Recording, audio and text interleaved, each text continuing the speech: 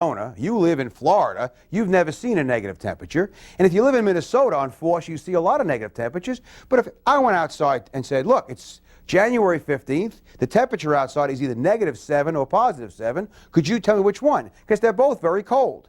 Negative numbers, for many of us really don't have value. Here it has a real meaning.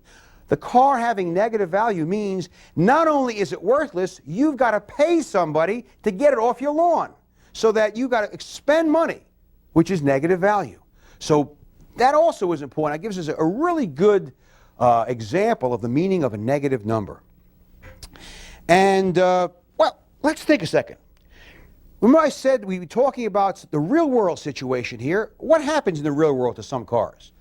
If you had a car that was 20 years old right now and was in good running condition, would it have negative value? Would you have to pay somebody to drive it? No! They'd pay you if they wanted, because this car would be called a classic. Which means that what happens is as cars age, if they still are running condition, they begin to increase in value. I mean, for example, if you had an old Edsel or a 1957 Chevrolet, wow, that's worth some money. So what happens? Let's take a look at the next visual. Here, again, the x-axis is still age and the y-axis is value, but here, in effect, the value is curving, and as it reaches a certain minimal value, it turns and starts increasing in value as the cars get rare, as they become classics. And this will lead us to something we'll do at a later date, which is called a quadratic equation or a parabola.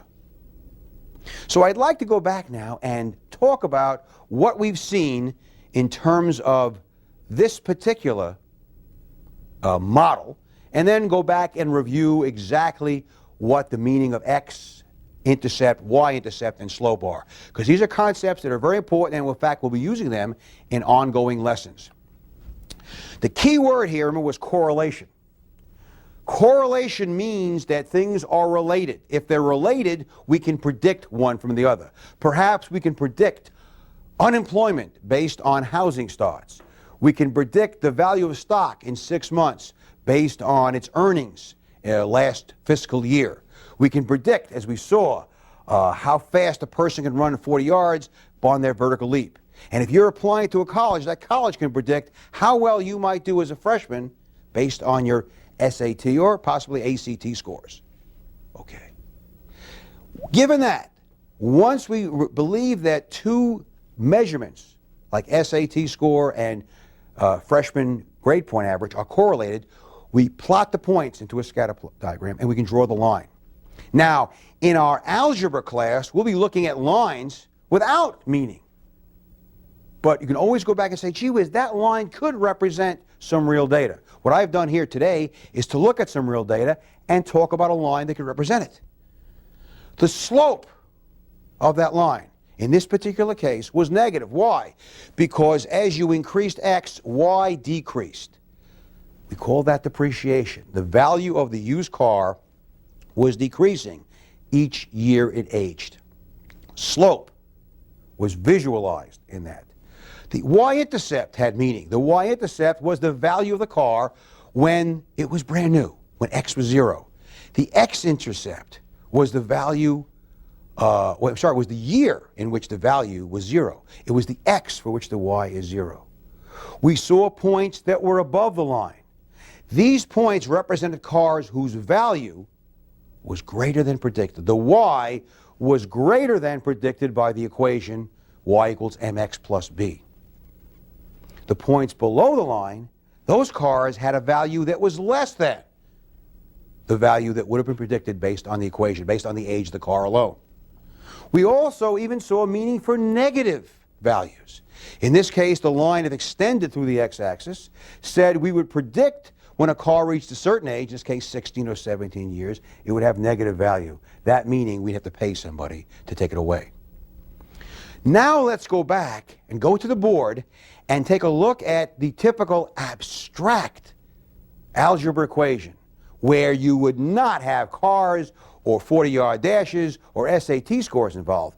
But as you look at this, the meaning is the same. We're still talking about something that we're trying to predict y based on x because we believe there is a relationship. But we're doing this in the abstract without particular measurements being used. So, now we can draw our old axes with both positive and negative numbers. And if we drew a line, we could talk about the slope of the line. Again, remember that was m. And we'll talk about that at length again. But what does it mean? It simply is, how much does y change if x increases by 1? That's the third time I've said that. I think by now, hopefully you've remembered it. Let's say here the slope was 3. What would that mean? It mean going over 1 and up 3, a slope of positive 3. Every time we increased x by 1, y would increase by 3. What would that mean if x increased by 2? Well, y would increase by 6. Because really, slope is a rate. It's a rate of change. So if you over 1 up 3, over 2 up 6, over 5 up 15. What would happen if we went back 1? Well, gee whiz. If we went back 1, then we go down 3. Back 2, go down 6. It's a ratio or a rate. It stays the same. So the slope is simply how much y changes as x increases by 1. We can then broaden that to say, okay, once we know the slope, we know that you tell me how much x changes, and I can tell you what's going to happen to y. The y-intercept is where the line, where the equation crosses the y-axis. It's the y value when x is 0. Okay? What's the x-intercept?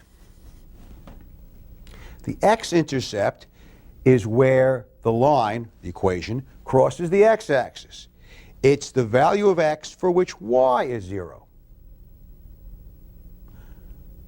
What's interesting about this? How is this x-intercept different than perhaps the x-intercept we saw with the used car data? Well, this x-intercept is obviously negative. How do I know that? Because this, of course, is the origin where the x and y-axis cross. It's called the ordered pair 0, 0, and therefore anything to the left of that has a negative x. So this x-intercept would be a negative number. Okay? Let's erase this and take a look at another kind of line. Here's a line. We notice two things about this line. One, it's going down. What kind of slope would it have? Hopefully you said it was a negative slope. But also you'll notice it's going down very slowly.